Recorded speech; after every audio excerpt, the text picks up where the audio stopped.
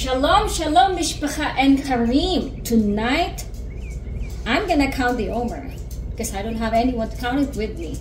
But you can count it with me. Let's count. And tonight is a little bit different because we're gonna read Psalm 67 because traditionally, before when blessing the Omer, they will read these Psalms during the counting of the Omer. So let's read from Psalm 67.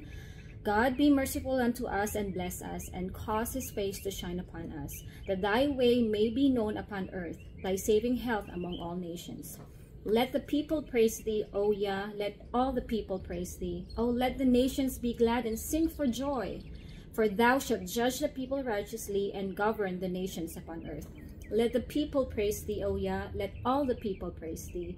Then shall the earth yield her increase, and Yah, even our Yah, shall bless us. Yah shall bless us, and all the ends of the earth shall fear him. Let us do the blessing. Baruch atah Yahweh Eloheinu melech haolam asher kidshanu b'mitzvotav v'tzivanu al sefarat haomer. Blessed are you, O Yahweh our Elohim, King of the universe, who has sanctified us with your commandment and commanded us to count the Omer. And in Tagalog, purihin ka aming Diyos na hari ng sansinukob o sanlibutan, na binabanal kami ng iyong kautusan at inuutusan kaming bilangin ng Omer.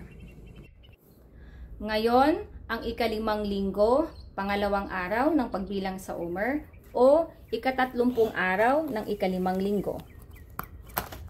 At ang salita na babasahin natin ay magmumula sa Salmo 150.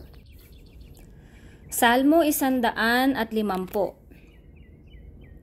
Purihin ang Panginoon, purihin ninyo ang Diyos sa kanyang templo, purihin niyo siya sa langit, ang kanyang matibay na tirahan.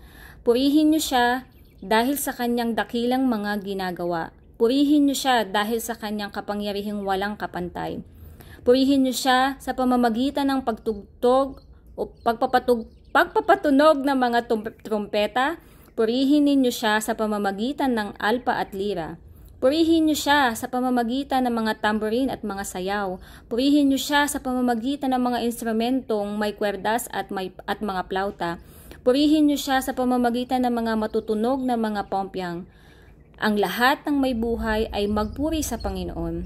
Purihin ninyo ang Panginoon. Amen. Pagpalain ang pagbasa ng salita ng Panginoon.